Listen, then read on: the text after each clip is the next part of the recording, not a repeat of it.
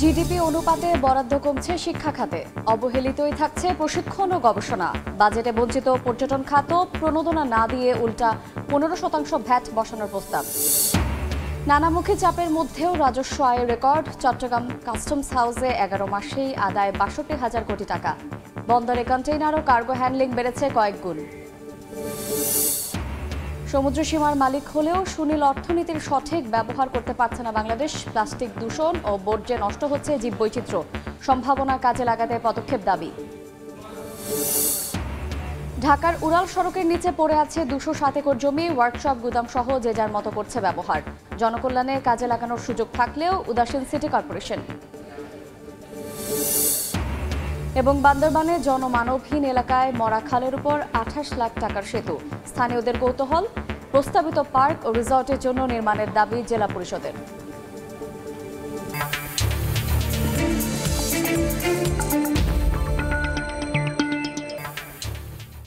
দেখছিলেন শিরোনাম।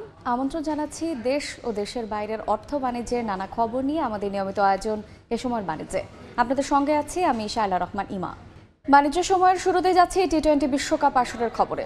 টি-20 বিশ্বকাপে শ্রীলঙ্কার বিপক্ষে বাংলাদেশের জয়ে উল্লসিত সমর্থকরা। এই মুহূর্তে যুক্তরাষ্ট্রের ডালাসে আছেন সহকর্মী লস্কর আল মামুন। সরাসরি যাচ্ছি তার কাছে।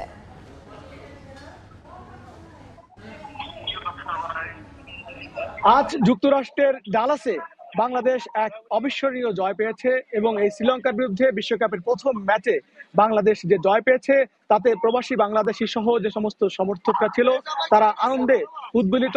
এবং এখন এখানে এই মুহূর্তে ডালাসে মধ্যরাত 12টা বাজে, অর্থাৎ এখনো বাংলাদেশি সমর্থকরা দাঁড়িয়ে রয়েছে। তারা কিন্তু সেই যে উৎসব, আনন্দ ঘন পরিবেশ সেটি বিরাজ করছে। আমরা ঠিক খেলার মাঠের বাইরে অর্থাৎ স্টেডিয়ামের বাইরে দাঁড়িয়ে রয়েছি। আমার পেছনে আপনারা দেখতে পাচ্ছেন বাংলাদেশি অসংখ্য সমর্থকরা রয়েছেন যারা মধ্যরাত অবধি আজকের এই বিজয়কে তারা বিজয় উল্লাসে মেতেছে এবং তারা আজকের এই বাংলাদেশের যে জয় সেই জয়টিকে আগামী যে খেলা হবে সেই জয়ের সাথে মিলাতে তারা প্রস্তুত এবং তারা এখান থেকে ডালাস থেকে আগামী যে খেলা দক্ষিণ আফ্রিকার বিরুদ্ধে হবে সেই খেলায় তারা নিউ ইয়র্ক যাওয়ার কথা বলেছেন। আমরা এই মুহূর্তে আমাদের সাথে পেয়েছি আমাদের বাংলাদেশের অহংকার, আমাদের বরেণ্য ক্রিকেটার, বীর মুক্তিযোদ্ধা, 21শে পদকপ্রাপ্ত, স্বাধীনতা এবং স্বাধীনতার পদকপ্রাপ্ত আমাদের বরেণ্য ক্রিকেটার জনাব রাকিবুল হাসান। আমি আপনার কাছে জানতে চাইবো আজকের খেলার দেখে আপনার অভিমত। ধন্যবাদ। আজকে আমি তো অত্যন্ত আনন্দিত, কিন্তু সবচেয়ে বেশি আনন্দিত যে আপনি শুরুতেই বলেছেন যে আজকে ডালাসবাসীরা অনেক খুশি। তারা অনেক কষ্ট করে একটা বড় একটা ভাবে দল নিয়ে তারা এসেছে এবং ম্যাচ জিতেছে। আমার সঙ্গে আমার সব অনেকের এখানে পরিচয় হয়ে গেছে। তাদের মুখে হাসি দেখবেন, কারো 1 টাকার হাসি, কারো 5 টাকার হাসি, বাট এই হাসির ভিতরে একটা মেসেজ আছে। মেসেজটা হলো তারাও কিন্তু চায় এই প্রবাসীদের থেকেও যে বাংলাদেশ ভালো করুক। যখন বাংলাদেশ ভালো করে তারা হাসে, যখন বাংলাদেশ ভালো করতে পারে না তাদেরও কষ্ট হয়, আমাদের যেটা হয়। তো আমি এত দূর থেকে এসেছি এই খেলাকে কেন্দ্র করে। তো আমি তো স্বাভাবিকভাবে আমি ক্রিকেটার, আমি এই উইনটাকে আমি খুব ভালোভাবে আমি দেখছি। অনেকে বলবেন যে এই উইনটা তো 2 উইকেটে না জিতে আরো বড় হচ্ছে। Yes, I agree. But Bangladesh কিন্তু স্ট্রাগল করছে, ভালোভাবে স্ট্রাগল করছে। সোশ্যাল মিডিয়ার সমালোচনা, যেখানে সেখানে কফি শপে অনেক সমালোচনা, এগুলো তাদের কানেও যায়। Cricket is a mind game. তারপরে আমি বলবো যে তারা সেই ফেস করতে পেরেছে, সেই সমালোচনাটাকে তারা হজম করে আজকে তাদের একটা ডু অ্যান্ড ডাই ম্যাচ ছিল শ্রীলঙ্কার জন্য, এদের জন্য। এবং এই গ্রুপটা কিন্তু আপনি জানেন যে গ্রুপ অফ ডেথ এখানে। তো সেখানে তারা যে জয়টা করেছে খুব ভালো হয়েছে। কিছু প্লেয়ার তাদের থেকে প্রত্যাশা ছিল সিনিয়র প্লেয়ার, সেটা হয়নি। সাকিব আল হাসান, আমাদের সৌম্য সরকার, আশা করবো তারা পরের ম্যাচগুলোতে জানেন। অনেক সমর্থকরা বলেছেন একটি সহজ ম্যাচকে কঠিন করে বাংলাদেশ জয়লাভ করেছে, এটির সঙ্গে আপনি একমত কিনা? দেখেন, সহজ ম্যাচকে কঠিন করা, কোনো জিনিস যদি আপনি ইজি পেয়ে যান না, অনেক সময় এটার ভিতরে আনন্দ থাকে না। তো এটাকে যদি একটু কঠিন করে বা কঠিন হয়ে যায় এবং এটা ওই ঝামেলার মধ্যে থাকে, তখন কিন্তু ওইটার স্বাদটা ভালোই লাগে। এই ম্যাচের স্বাদ তারা ভালো পেয়েছে। সমর্থকরা তো তাদের একটু হার্টবিট বেশি হচ্ছিল, যে কি হয় না জানি কি হয়, বা তারপরে ইতিবাচক ভাবে এটা শেষ হয়ে যায়, তাই না? তো এটা ঠিক, এই খেলাটা আরো সহজভাবে 2 উইকেটে না, আমরা তো আমার হিসাবে 5 উইকেটে এই ম্যাচটা জেতা উচিত 124। বাট ম্যাচ জেতার নায়ক এই খেলার আমাদের বোলাররা। এবং বিশ্বকাপে আমি আপনাকে সময় টিভি কাছে দর্শক ভিউয়ারদের আমি বলতে পারি যে সেই বিশ্বকাপটা জিতবে, আপনি দেখবেন, এটা আমার ধারণা, আমার পর্যালোচনা, যারা বোলিংটা তাদের ভালো থাকবে, the bowler will win the match. এই টিমে আমাদের বোলাররা আজকে ভালো করেছে, আমরা জয় পেয়েছি। আপনাকে অনেক ধন্যবাদ। আমরা এতক্ষণ শুনছিলাম বরেণ্য ক্রিকেটারের মুখ থেকে বাংলাদেশ ক্রিকেট দলের যে আজকের খেলা তার বিশ্লেষণ, এবং আগামীতে যে খেলা রয়েছে দক্ষিণ আফ্রিকার বিরুদ্ধে, সেই খেলায় বাংলাদেশকে আরো কতটা ভালো করতে হবে সেই ধরনের প্রস্তুতি। এবং এখানকার যারা দর্শক রয়েছেন, শুধু আজকে যুক্তরাষ্ট্রের এই ডালাসে, শুধু ডালাসের অধিবাসীরাই নয়, যুক্তরাষ্ট্রের বিভিন্ন অঙ্গরাজ্য থেকে প্রচুর সংখ্যক, এবং লন্ডন থেকে আশপাশের, এবং পৃথিবী বলতে গেলে পৃথিবীর বিভিন্ন দেশ থেকে এই বাংলাদেশকে ভালোবেসে বাংলাদেশের খেলা দেখতে গ্যালারিতে বসে বাংলাদেশের খেলোয়াড়দেরকে অকুণ্ঠ সমর্থন জানাতে তারা উপস্থিত ছিলেন। এবং একইভাবে আগামী যে খেলাটি হবে সেই খেলাটিতেও তারা নিউ ইয়র্কে তারা গিয়ে সমর্থন যোগাবে, এমন প্রত্যাশাই কিন্তু তারা করেছেন, এমন আশাবাদ তারা ব্যক্ত করেছেন। আগামীতে বাংলাদেশ দক্ষিণ আফ্রিকার বিরুদ্ধে জয়লাভ করে দ্বিতীয় পর্বে খেলবে বাংলাদেশ, এমন প্রত্যাশা তাদের রয়েছে। তো এই ছিল যুক্তরাষ্ট্রের ডালাস গ্র্যান্ড প্যারি স্টেডিয়ামের সামনে থেকে আজকের এই শ্রীলঙ্কা বাংলাদেশ খেলার আমার কাছে থাকা সবশেষ। আমরা সরাসরি যুক্ত ছিলাম যুক্তরাষ্ট্রের ডালাসে। এবার বাণিজ্যের খবর। প্রস্তাবিত বাজেটে শিক্ষা খাতে বরাদ্দ ৬,৫৪৭ কোটি টাকা বাড়িয়ে ৯৪,৭১১ কোটি টাকা করার প্রস্তাব করা হয়েছে। টাকার অঙ্কে বাড়লেও প্রতি অর্থ বছরই জিডিপি অনুপাতে বাজেটে শিক্ষা খাতে বরাদ্দ কমছে। প্রশিক্ষণ ও গবেষণাকে গুরুত্ব দিয়ে ইউনেস্কোর মানদণ্ড অনুযায়ী শিক্ষা খাতে বরাদ্দের পরামর্শ বিশ্লেষকদের। শাকির আহমেদের রিপোর্ট।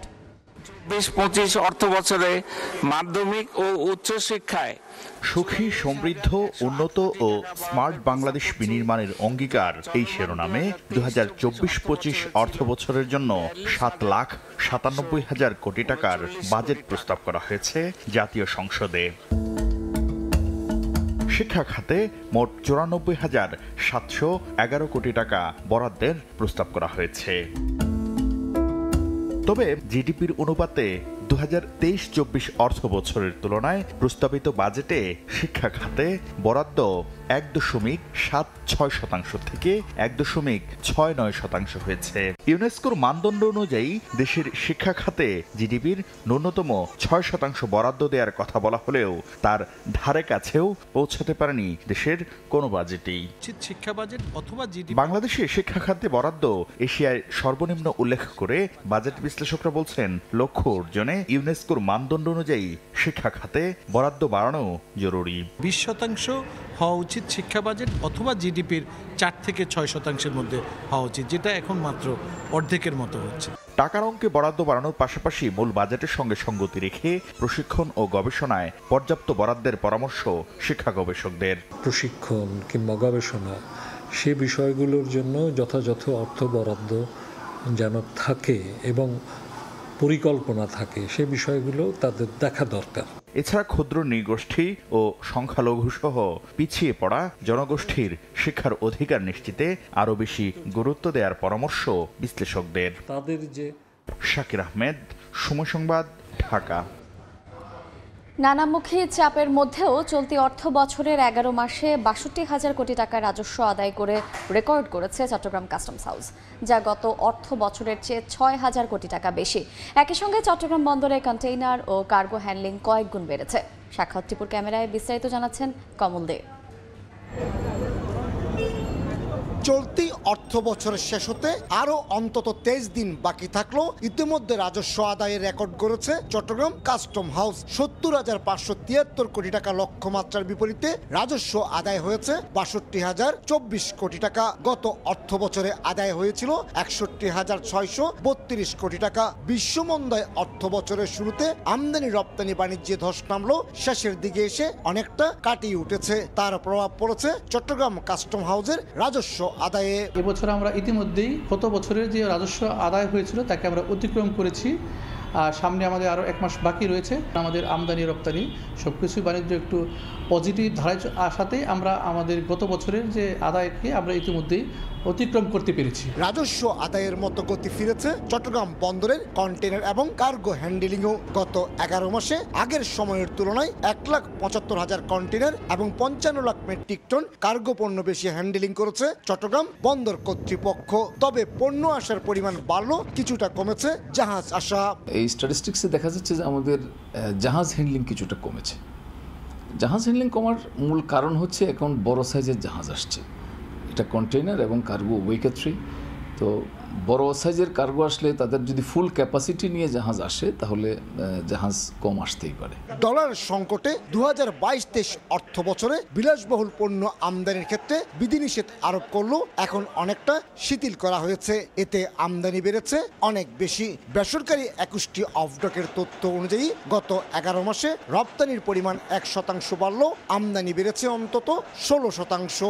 রপ্তানির ক্ষেত্রে এই আমদানিটা অনেক বড় ভূমিকা রাখবে, কারণ প্রথম দিকে 2022-23 আমরা যে ডলার সংকটটা দেখতে পাচ্ছিলাম, সেই ডলার সংকটটা ধীরে ধীরে সরকারের বিভিন্ন পদক্ষেপের কারণে স্তীমিত হয়ে আসে এবং আমরা মনে করি ব্যবসা বাণিজ্যের উপর এটা একটা ইতিবাচক প্রভাব ফেলে এবং ব্যবসা বাণিজ্য আবার যে জোরদার হচ্ছে, আমদানির এই ভলিউম বৃদ্ধিটা তারই পজিটিভ পরিচায়ক। বাংলাদেশ শিল্পের কাঁচামালের পাশাপাশি বিপুল পরিমাণ জ্বালানি তেল এবং ভোগ্যপণ্য আমদানি করে, আর রপ্তানি পণ্যের অধিকাংশই তৈরি পোশাক। রাশিয়া ইউক্রেন যুদ্ধের প্রভাবে গত 2 বছর ধরে বিশ্বজুড়ে চলছে অর্থনৈতিক মন্দা। শুরুর দিকে বাংলাদেশেও এই মন্দার প্রভাব পড়েছিল। বিশ্ব এখনও সেই মন্দা কাটিয়ে উঠতে পারেনি। তারপরও নানা কৌশলে চাঙ্গা হচ্ছে বাংলাদেশের আমদানি রপ্তানি বাণিজ্য। কমল দে, সময় সংবাদ, চট্টগ্রাম। যুক্তরাষ্ট্রে বাংলাদেশ দূতাবাসের জরুরি তহবিল থেকে উধাও হয়ে গেছে প্রায় 5.5 কোটি টাকা। কৌশলে সে সময়ের পররাষ্ট্রমন্ত্রীর করা তদন্ত কমিটির প্রধানকে বাদ দিয়ে নতুন কমিটি করে মন্ত্রণালয়ের আমলারা। কমিটি হওয়ার বছর পেরিয়ে গেলেও তদন্ত শেষ হয়নি। বিষয়টি স্বীকার করে সাবেক পররাষ্ট্রমন্ত্রী একে আব্দুল মোমেনের ইঙ্গিত দেন দূতাবাসের মধ্যম সারির কোনো কর্মকর্তাই জড়িত এই অর্থ লোপাটের সঙ্গে।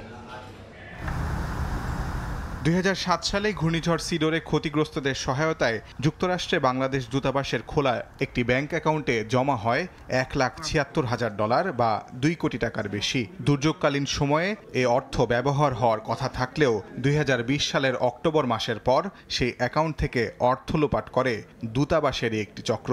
হিসাবটি বন্ধ করে দেওয়ার উদ্যোগ নিলে যুক্তরাষ্ট্রের ওই ব্যাংক কর্তৃপক্ষ বিষয়টি দূতাবাসকে জানায়। রাষ্ট্রদূত জিয়াউদ্দিনের বিদায় এবং এম শহীদুল ইসলামের দায়িত্ব গ্রহণের মাঝামাঝি সময়ে এই অর্থ লোপাটের ঘটনা ঘটে। এ সময়ের মধ্যে দূতাবাসের আরেকটি অ্যাকাউন্ট থেকে সরানো হয় আরও $3 লাখ বেশি বা প্রায় 3.5 কোটি টাকা। রাষ্ট্রদূত শহীদুল ইসলাম দায়িত্ব নেয়ার পর একটি চিঠির মাধ্যমে সে সময়ের পররাষ্ট্রমন্ত্রী ডক্টর একে আব্দুল মোমেন ও সচিবকে এ তথ্য জানান। ওয়াশিংটন দূতাবাসে হওয়া এই দুর্নীতির প্রায় 2.5 বছর পর একটি তদন্ত কমিটি গঠন করেন তৎকালীন পররাষ্ট্রমন্ত্রী। তবে আমলাতান্ত্রিক কৌশলে পররাষ্ট্রমন্ত্রীর করা তদন্ত কমিটির প্রধানকে বাদ দিয়ে নতুন করে কমিটি করা হয়। মনে করা হয় সেই তদন্ত এখনও শেষ না হওয়ার পেছনে এটিই প্রধান কারণ। এসব অভিযোগের বিষয়ে জানতে চাইলে অস্বীকার করেননি সাবেক পররাষ্ট্রমন্ত্রী। এইটা একটু দুঃখজনক।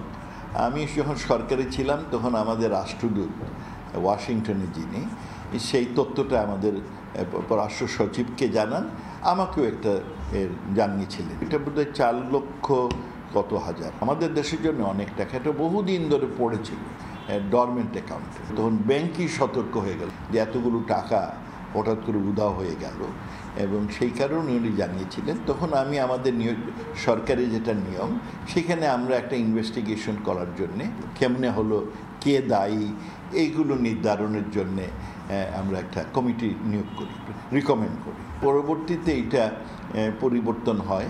সাবেক মন্ত্রীর ইঙ্গিত, দূতাবাসের মধ্যম সারির কোনো কর্মকর্তা এ দুর্নীতির সঙ্গে জড়িত।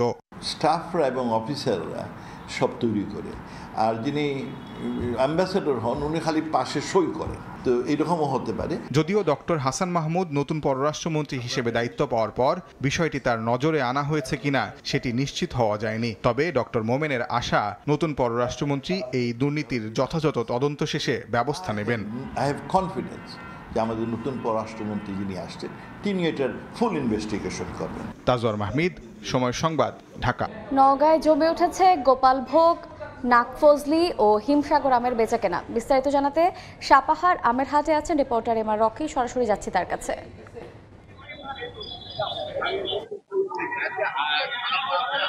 মধুমাসের অন্যতম ফল আম, আর এই আমের ভর সমারোহ কিন্তু এখন নওগাঁর এই বিভিন্ন হাটগুলোতে। তবে নওগাঁর সবচাইতে বেশি আমের যে সরবরাহের এলাকা তা হলো সাপাহারে আমরা লক্ষ্য করছিলাম আজকে এই এলাকার যেসব আম রয়েছে আমগুলো কিন্তু হাটে তুলছেন, এবং গেল সপ্তাহের চেয়ে আমের এই মুহূর্তে যে সরবরাহ হচ্ছে গোপালভোগ, হিমসাগর, ল্যাংড়া, খিরসাপাত এই জাতীয় আমগুলো এই মুহূর্তে বেশি আসছে, এবং এবার কিছুটা বিলম্বে এই এলাকায় আম গাছ থেকে নামানো হয়েছে, ফলে মিনিমাম 10 থেকে 15 দিন পর কিন্তু এই হাটটি জমে উঠেছে। এবং আমরা দেখছিলাম স্থানীয় যেসব আড়ত রয়েছে এবং যারা বাগানে থেকে আম নামিয়েছে তারা কিন্তু হাটগুলোতে তুলছেন, এবং একটা ভর কেনা বেচার জমজমাট কারবার কিন্তু এই মুহূর্তে লক্ষ্য করছিলাম। এবং আমের দর কিন্তু এবার প্রথম থেকে কিছুটা বাড়তি, এবং এখানে যারা আম বিক্রি করতে এসেছেন তারা বলছেন যে এবার আসলে তাদের উৎপাদনের যে কিছুটা ঘাটতি রয়েছে, তো বাড়তি দরে তারা অনেকটাই উজ্জীবিত।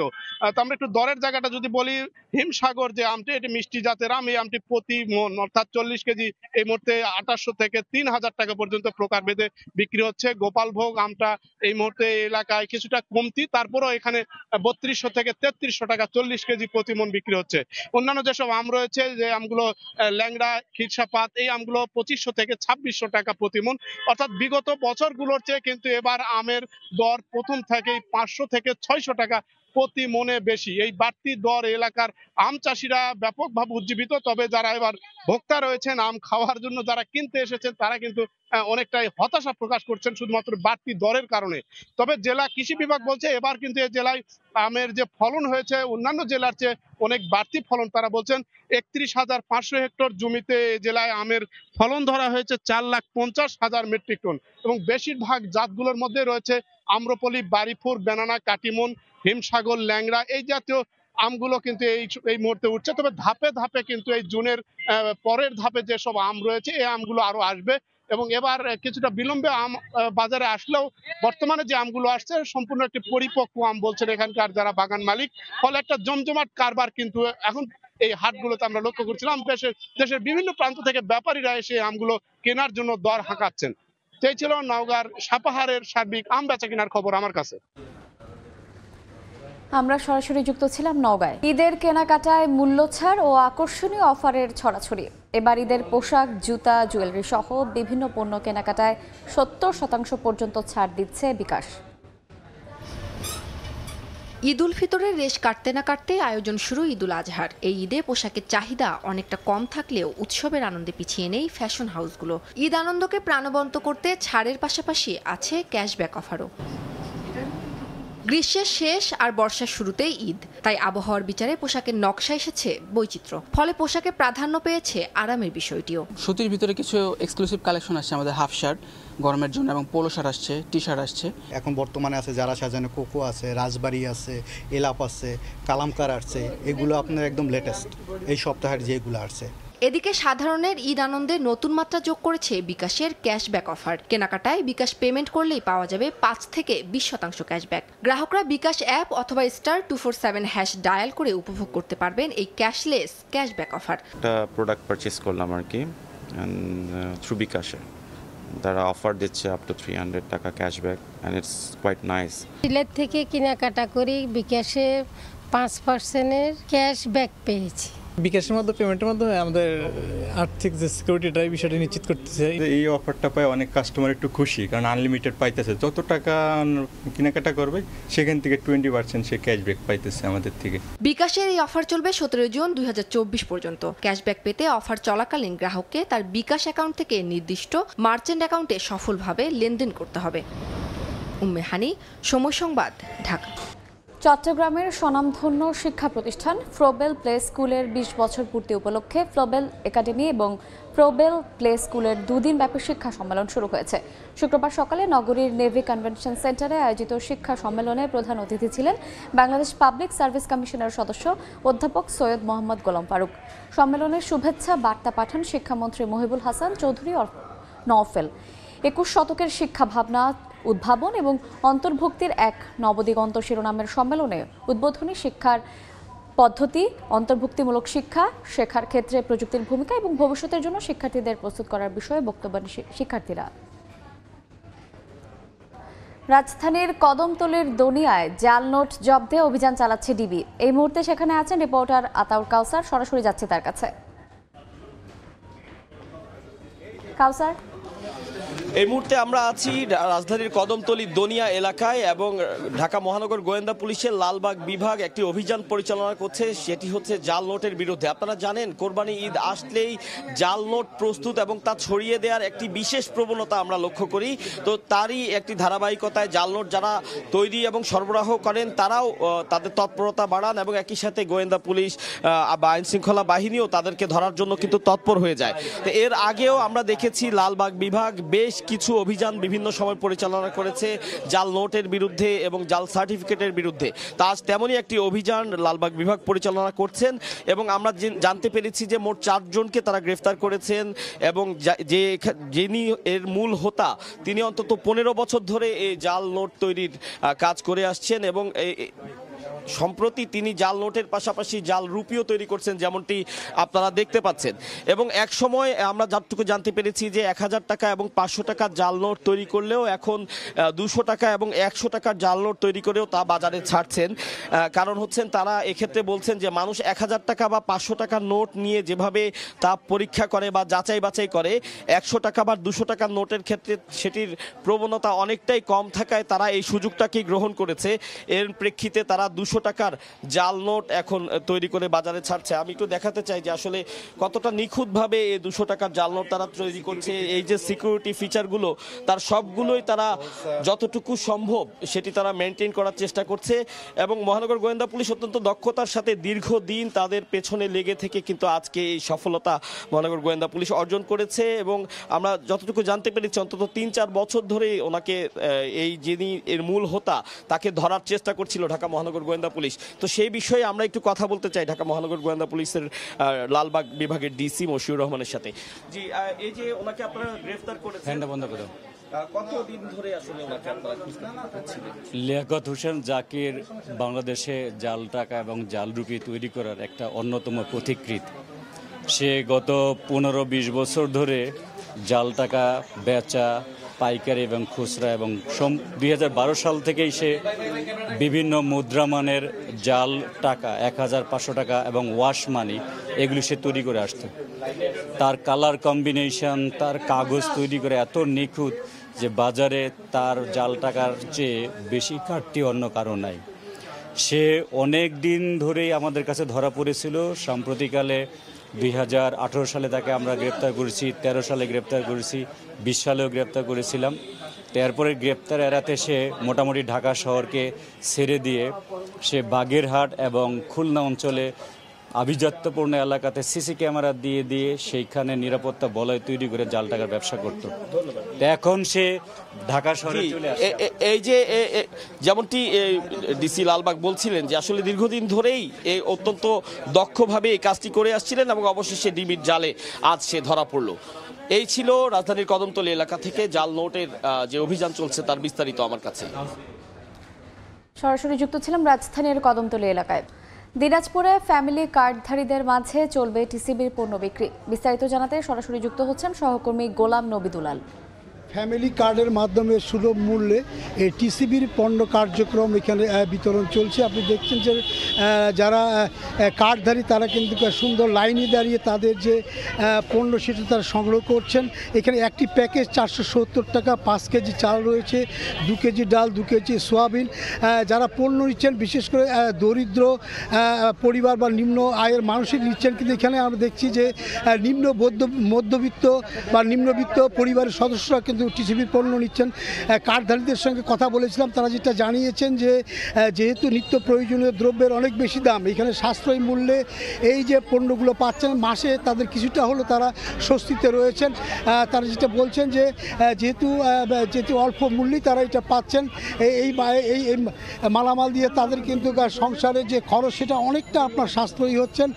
তারা যেটা বলছেন যে যেহেতু মাসে একবার তাদের দেওয়া হচ্ছে, তারা এটাকে আরও বৃদ্ধি করা যায় কিনা এই বিষয়টা তারা আবার আবেদন জানিয়েছেন। আরেকটি বিষয় হচ্ছে যে দিনাজপুরের যে 13টি উপজেলা এখানে আপনার কার্ডধারী রয়েছে 3,77,000 সবাই কিন্তু টিসিবির পণ্য আপনার এখান থেকে নেন। আজকে দিনাজপুর পৌরসভার মোট 12টি ওয়ার্ডে কিন্তু আজকে এই টিসিবির পণ্য কার্যক্রম এখানে চলছে। তবে এই বিষয়টা হচ্ছে যারা নিচ্ছেন তারা কিন্তু অনেক সন্তুষ্টি প্রকাশ করছেন যে যেহেতু বাজারে অনেক বেশি দাম তারপরও তারা এই মালামালগুলো তারা পাচ্ছেন টিসিবির পণ্য। এই কারণে তারা সরকারকে আপনার অভিনন্দন জানিয়েছে। আমার কাছ থেকে টিসিবির পণ্য বিতরণের কার্যক্রম এই সর্বশেষেই ছিল। সরাসরি ছিলাম দিনাজপুরে। এই পর্যায়ে শীর্ষ সংবাদগুলো জানিয়ে দিচ্ছে আরেকবার। জিডিপি অনুপাতে বরাদ্দ কমছে শিক্ষা খাতে, অবহেলিতই থাকছে প্রশিক্ষণ ও গবেষণা। বাজেটে বঞ্চিত পর্যটন খাত, প্রণোদনা না দিয়ে উল্টো 15% ভ্যাট বসানোর প্রস্তাব। এবং নানামুখী চাপের মধ্যেও রাজস্ব আয়ের রেকর্ড। চট্টগ্রাম কাস্টমস হাউসে 11 মাসেই আদায় 62,000 কোটি টাকা। বন্দরে কন্টেইনার ও কার্গো হ্যান্ডলিং বেড়েছে কয়েক গুণ।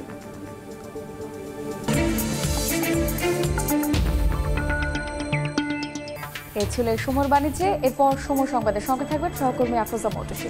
ধন্যবাদ ইমা। সময় সংবাদ নিয়ে ফিরছি কিছুক্ষণ পর, সঙ্গেই থাকুন সময়।